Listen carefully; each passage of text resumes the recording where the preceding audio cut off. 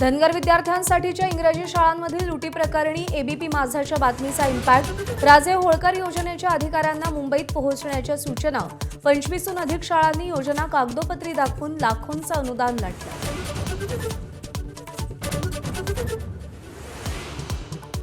ज्या शाळांवर कारवाई झाली त्यांना फेरमान्यता देण्याचा प्रश्नच नाही। इतर मागासवर्ग विकास मंत्री अतुल सावेंचं माझाला एक्सक्लुझिव्ह स्पष्टीकरण।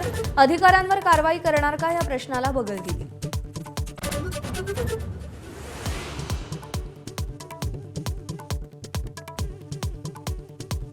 राज्यसभा निवडणुकीबाबत वर्षा निवासस्थानच्या बैठकीची इनसाइड स्टोरी एबीपी माझाच्या हाती। रामदास आठवले, विनोद तावडे, रावसाहेब दानवे, भागवत कराडांचं नाव आघाडीवर।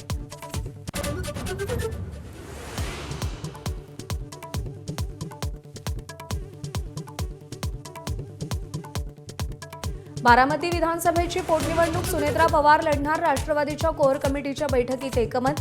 निवडणूक बिनविरोध करण्यावर राष्ट्रवादीचा भर।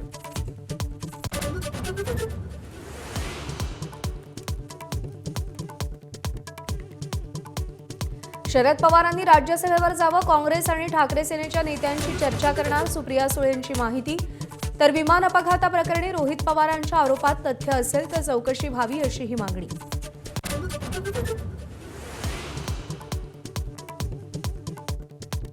आमदार Rohit Pawar, Amol Mitkari marine drive police स्टेशनमध्ये बीएसआर आणि डीजीसीए विरोधात तक्रार करणार।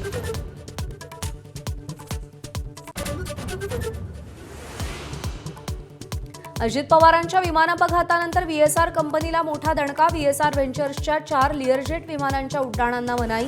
ऑडिटमध्ये उणिवा आढळल्यानं डीजीसीएचा मोठा निर्णय। शरद पवारांना रुबी रुग्णालयातून डिस्चार्ज। अशक्तपणा आणि छातीत इन्फेक्शन झाल्यामुळे रविवारपासून उपचाराधीन।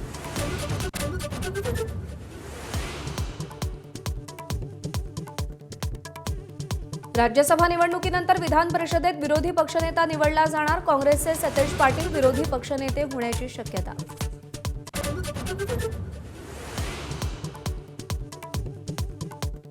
शेतकऱ्यांच्या विविध मागण्यांसाठी काढण्यात आलेल्या लॉंग मार्चचा आजचा दुसरा दिवस।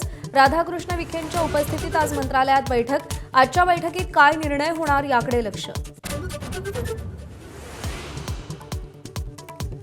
ओडिशातील एका अधिकाऱ्याच्या घरी 4 कोटींचा घबाड। तपासणी दरम्यान खाण उपसंचालकाच्या घरी दक्षता पथकाची मोठी कारवाई। भारतासोबतच्या युद्धात पाकिस्तानचे पंतप्रधान ठार झाले असते। दोन्ही देशात अणुयुद्धाची भीती होती। मी युद्ध थांबवलं। अमेरिकेचे अध्यक्ष डोनाल्ड ट्रम्प यांचं वक्तव्य।